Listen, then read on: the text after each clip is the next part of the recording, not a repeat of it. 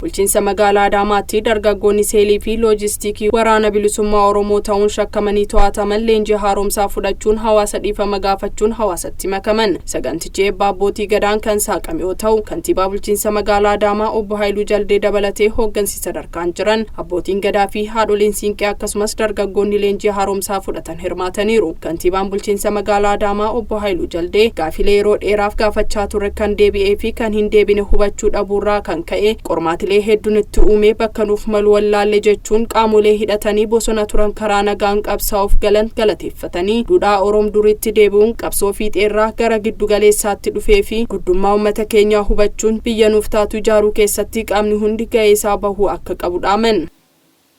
Oromoon aadaa fi duudhaa umurii dheeraa qabu qaba. Addunyaa kanaaf gumaacha qaba.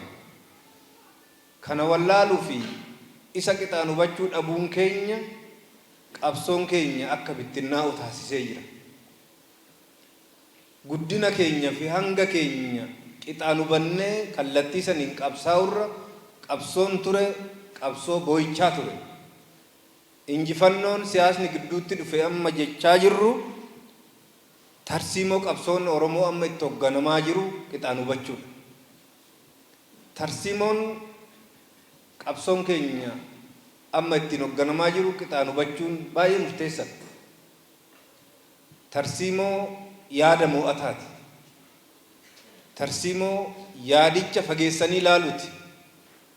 Tarsiimoo kaleessan bo'aa jiraachuu osoo hin taane har'aan gufachaa isumaan rakkachuu osoo hin taane kaleessarraa waan barannu barannee qormaata kaleessarraa waan irraa fudhannu fudhannee injifannoo kaleessaa immoo irra caalaa gabbisne barnoota achirraa fudhachuu mallu qixaaf fudhannee egereedhaaf Itoophiyaa fi biyya qopheessuudha, dhaloota qopheessuudha.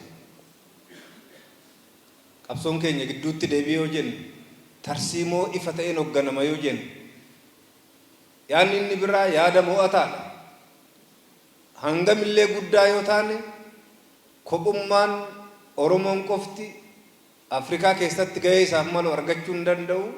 Obbolummaa ijaaruudhaan aadaa fi duudhaa keenyatti akka deebinu kallattii qabsoo uummanni Oromoo fi gameeyyii siyaasaa Oromoo ittiin hoogganaa jiranidha. Har'aaf hojjechaa, har'aaf dhaloota qopheessaa, egereef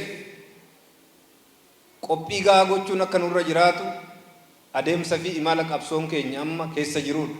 Itti gaafatamaa waajjira paartii badhaadhinaa bulchiinsa magaalaa Adaamaa obbo Ashannaafi Ajjamaa mootummaan jijjiiramaa gaafii uummataa deebisuuf qabsoo hadhaawaa taasisaa turuu himuun jijjiiramni har'a dhufe kun bu'aa qabsoo jaalleewwan aarsaa ta'anii waan ta'eef galatatuu malaaf jedhan. Aduu bilisummaa qabsaa'onnii fi wareegamtoonni waggaa 150 qabsaanii aarsaa lubbuu fi lafee isaaniitiin jijjiirama dhufe waan ta'eef yeroo kamiyyuu caalaa isaan yaadachaa jijjiiramni dhufe kun bu'aa isaanii akka ta'e hubachaa jijjiirama amma argame kana fullaasuudhaaf jijjiiramichi bu'uura akka godhatu gochuudhaaf jaalleewwan ammas qabsoo hadhaawaa gochaa jiran ammas isaan hundumtuu abbaa injifannooti waan ta'eef jaalleewwan kanaaf akka naagalateeffattan akka yaadannuun barbaadaa jechuudha.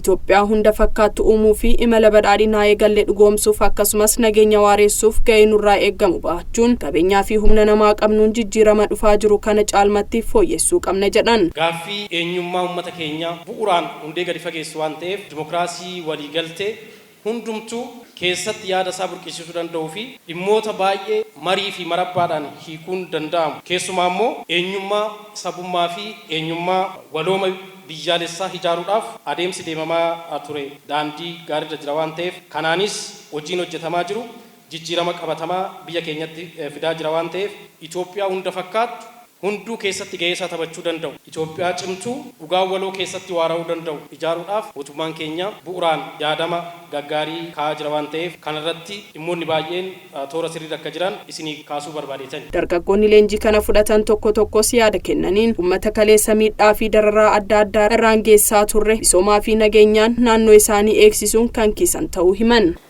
Amma dura dogongoruu kiyyaaf dogongora kiyyaammoo irraa bare hawaasi dabalamuu kiyyaaf hedduu gammachuu guddatu natti dhaga'ama. Maatii koo dabalamuu kiyyaaf gammachuu guddatu natti dhaga'ama. Kanaan dura karaa dogongoraatiin yaa beeknuti beeknetilleen walaalleetilleen dogongoraan karaa sirriin sanirra socho'aa turre amma immoo waan barannetti hojiitti hiikne gara barnoota keenyaatii fi hojii nu ilaallatutti gufuu misoomaa ta'uu hin qabnu, gufuu nageenyaa ta'uu hin qabnu, gufuu maatii keenyaa ta'uu hin qabnu, gufuu biyya keenyaa ta'uu hin qabnu.